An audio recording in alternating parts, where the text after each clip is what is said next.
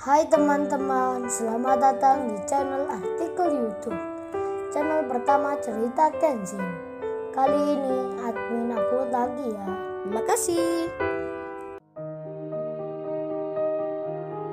Kisah pemuda kaya, anak bos besar, pemilik 73 perusahaan yang menjadi cleaning service. Episode 787. Setelah Kenshin berpamitan akan keluar kota sebentar, menginap 2 hari lamanya, Paijo dan Iwan bolak-balik ke rumahnya Wati untuk mempersiapkan segala perlengkapan. Undangan pernikahan pun disebar. Iwan dan Paijo ke rumahnya Rena Larazati yang punya restoran roti, langsung menemui sendiri. Iwan pun bicara, "Oh ini Mbak Rena, saya minta maaf mengganggu waktunya. Ini aku sama temanku Paijo. Mau memberikan undangan pernikahan Paijo ini. Paijo temanku dari desa, akan menikah dengan temannya Ririn." Si Rena pun menyambutnya. Dengan senang hati Rena berkata, "Oh mana nih undangannya, makasih Mas Iwan sudah ingat aku ya. Masih mau mengundangku ini. Terus apakah Mas ini yang namanya Mas Paijo?" Iwan pun menjawabnya, "Iya Mbak Rena, ini teman saya. Teman Kenshin juga." Si Rena pun tersenyum menyapa Paijo. Dan Rena membaca undangan itu.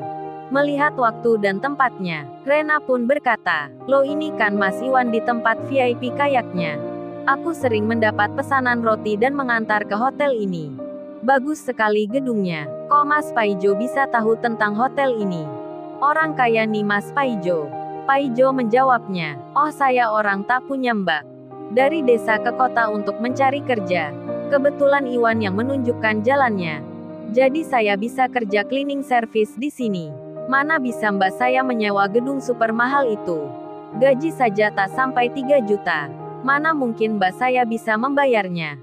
Masuk ke situ saja baru kemarin sore pertama kalinya. Kalau tidak diminta Kenshin, saya nggak mungkin mengadakan acara di situ." Iwan menyahutnya, "Iya Mbak Rena, Kenshin yang menyewakan gedungnya." Rena pun bertanya, "Terus Kenshin di mana ya, kok nggak ikut sama Mas Iwan?" Iwan menjawabnya, "Kenshin ada meeting Mbak Rena. Sedang menggantikan ayahnya untuk memimpin pertemuan tahunan perusahaan. Nanti Kenshin akan datang juga ke pernikahan Paijo." Rena pun mendengarnya, mengerti langsung dirinya. Dan Rena berkata, "Berarti Kenshin sekarang ada kemajuan. Sudah berani memegang langsung perusahaan ayahnya. Padahal dulu aku mengira Kenshin anaknya orang tak punya. Ternyata malah sebaliknya. Dia anaknya seorang bos perusahaan yang besar. Aku jadi teringat nih di waktu sekolah SMP dulu. Teringat Kenshin dan teman-teman lainnya. Seperti apa ya sekarang? Mereka yang tak ku ketahui kabarnya. Apa mereka tahu juga tentang Kenshin? Pasti banyak yang belum tahu." Iwan dan Paijo pun diminta di situ, sambil menikmati hidangan yang disediakan. Hingga Rena bicara, "Kalau gitu Mas Paijo, aku beri sumbangan roti dari sini ya entar ke acara pernikahannya. Semua gratis tak usah membayarnya." Iwan pun bicara, "Wah lu dapat rejeki lagi Jo Paijo. Lahir tanggal berapa lu Jo? Kok beruntung sekali nasibmu. Pasti Wati akan senang lagi dirinya." Paijo pun menjawabnya, "Tanggal 13 Wan hari lahirku. Apa Swan kata kebanyakan orang." Hahaha, Paijo tertawa. Iwan pun sama. Dan Paijo mengucapkan terima kasihnya ke Rena. Singkat cerita, Paijo dan Iwan berpamitan untuk mengantarkan undangan ke yang lainnya. Seperti pesannya Ririn, teman-temannya Wati sekolah harus diberitahu juga. Iwan bersama Paijo pun mengantarkannya. Hingga tinggal nama satu yang tersisa, yakni si Rena yang punya Lamborghini. Namun Iwan bicara, "Jo Paijo, kalau Rena yang ini biar nanti Ririn saja Jo yang memberikan. Kalau kita ke sana aku jadi nggak enak Jo nantinya." Paijo pun bertanya, "Memangnya kenapa Wan, kok lu tak mau ke tempatnya Rena yang bernama sama ini? Bukankah tinggal satu, langsung aja Wan kita ke rumahnya?" Paijo pun menjawabnya, "Bukan begitu Jo masalahnya. Karena Rena yang ini beda sekali Jo orangnya. Aku sudah bermimpi 2 kali. Si Rena ini menjadi istri keduanya Kenshin. Dan nanti kalau kita ke sana, pasti akan ditanya-tanya tentang Kenshin. Jadi biar Ririn saja Jo yang memberikan. Biar aman kita ke depannya." Paijo pun membalasnya. Wah lu Wan jadi takut-takut sendiri. Kan tak ada hubungannya denganmu Wan. Tumben sekali Wan lu resah begitu. Iwan menyahutnya. Oh itu aku nggak resah Jo. Cuman nggak enak aja kalau kita ke sana. Kecuali ada Kenshin yang ikut bersama. Paijo pun menuruti kata Iwan. Mereka pun kembali pulang. 1 hari pun berjalan. Persiapan pun sudah dilakukan. 5 hari lagi Paijo dan Wati akan menikah. Di gedung hotel bintang 5 yang direncanakan. Namun tiba-tiba di pagi ini, Paijo dipanggil pihak pengelola hotelnya. Halo Mas Paijo, apa bisa Mas Paijo datang ke sini sebentar? Saya early manager hotel ingin bicara hal penting. Kalau bisa Mas Paijo datang sekarang. Paijo pun menjawab, oh iya Mbak baik saya akan ke sana. Dan Paijo menelpon Iwan. Halo Wan lu di mana Wan? Ini pihak hotel kemarin memanggilku Wan. Aku diminta ke sana sekarang Wan. Ayo Wan ikut aku Wan ke tempatnya. Iwan menjawabnya, oh sorry Jo kalau sekarang aku nggak bisa Jo. Lagi bersihkan kantor nanti akan dipakai meeting. Kalau nanti sore selepas kerja baru aku bisa Jo. Memangnya lu sekarang lagi liburan Jo? Paijo membalasnya. Iya Wan kebetulan hari ini jadwalku libur Wan. Lalu Iwan bicara. Kalau gitu lu datang sendiri saja Jo tak mengapa. Katanya kan penting. Jadi lu ke sana saja Jo. Barangkali itu pembicaraan tentang gedung dan waktu pernikahanmu. Paijo pun menjawabnya. Tapi aku masih segan Wan kan baru kemarin aku masuk hotelnya. Kalau sendiri rasanya gimana Wan? Takutnya ditanya-tanya. Iwan menyahutnya. Wah lu Jo. Di desa aja lu garang Jo. Masa di kota lu jadi penakut? Sama saja Jo anggap aja sudah biasa. Lagian kan lu laki-laki. Ngapain pakai khawatir segala? Ingat Jo lu akan jadi seorang suami. Harus berani dan tegas. Iwan memberi semangat. Paijo pun langsung mengiyakan. Ketakutan Paijo memang beralasan. Karena baru kali ini ia kerja di kota. Tak pernah masuk ke tempat-tempat yang mewah. Hingga Paijo pun sendiri menemui manajer hotelnya. Setelah diantar security, Paijo tiba di kantor hotel itu. Paijo lalu ditanya, oh ya Mas Paijo kan yang akan menikah?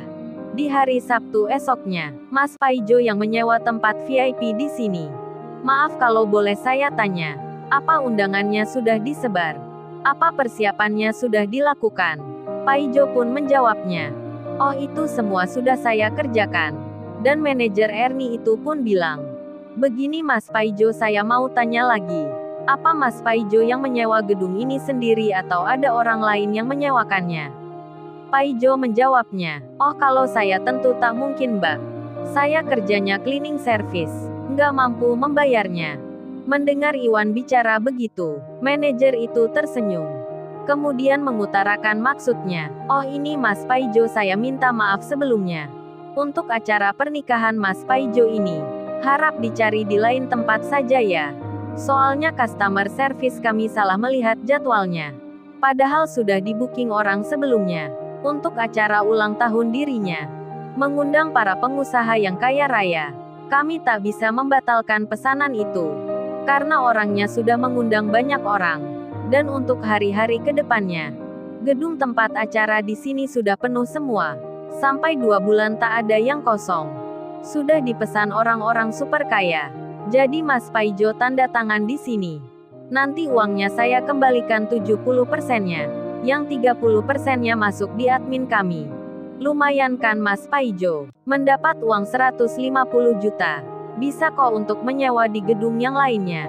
Paijo kaget jadinya. Tiba-tiba acaranya di hotel ini dibatalkan. Padahal undangan sudah disebarkan.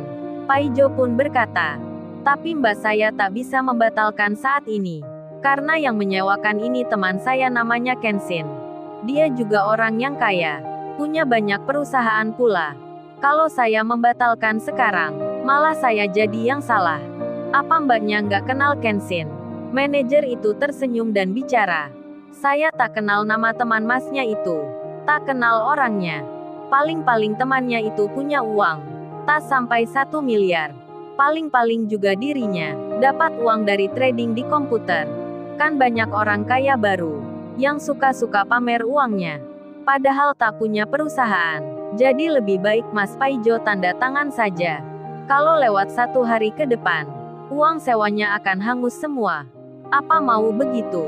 Aturan hotel ini sangat disiplin sekali. Salah membuat keputusan bisa merugi. Paijo ditakut-takuti. Tentang masalah administrasi, Paijo pun menelpon Iwan untuk memberitahukan itu tentang gedung tempat acara pernikahannya. Tak jadi di hotel ini, karena akan dipakai orang. Iwan pun mengangkatnya. Paijo lalu bilang, "Wan, ini aku mau mengabarkan," kata manajer hotel di sini. "Aku disuruh pindah tempat, karena katanya sudah disewa orang." "Gimana Wan, apa harus aku batalkan? Lu telepon Kenshin Wan, biar aku nggak salah memutuskan." Iwan pun kaget jadinya. Paijo bilang begitu, langsung saja Iwan menelpon Kenshin. Manajer itu pun malah berkata, "Aduh Mas Paijo, kok malah telepon teman-temannya? Sepenting apa temannya itu? Paling-paling juga sama kerjanya." Manajer yang bernama Ernie itu memang tak tahu siapa Kenshin. Tak kenal, tak pernah melihatnya. Kemudian datang di situ seorang miliarder super kaya yang menyapa manajer tersebut. "Gimana kamu pegawai di sini? Apa sudah digusur jadwal orang yang menikah di hari Sabtu nanti?" Manajer itu pun menjawabnya, "Oh, ini Nona Putri Diana. Ini dia orangnya. Sedang saya minta untuk membatalkan." Paijo pun melihat wanita yang penampilannya tak biasa. Bajunya mewah berhiaskan permata yang bernama Diana. Lalu, bagaimana kisah selanjutnya? Subscribe channel ini untuk episode berikutnya. Terima kasih.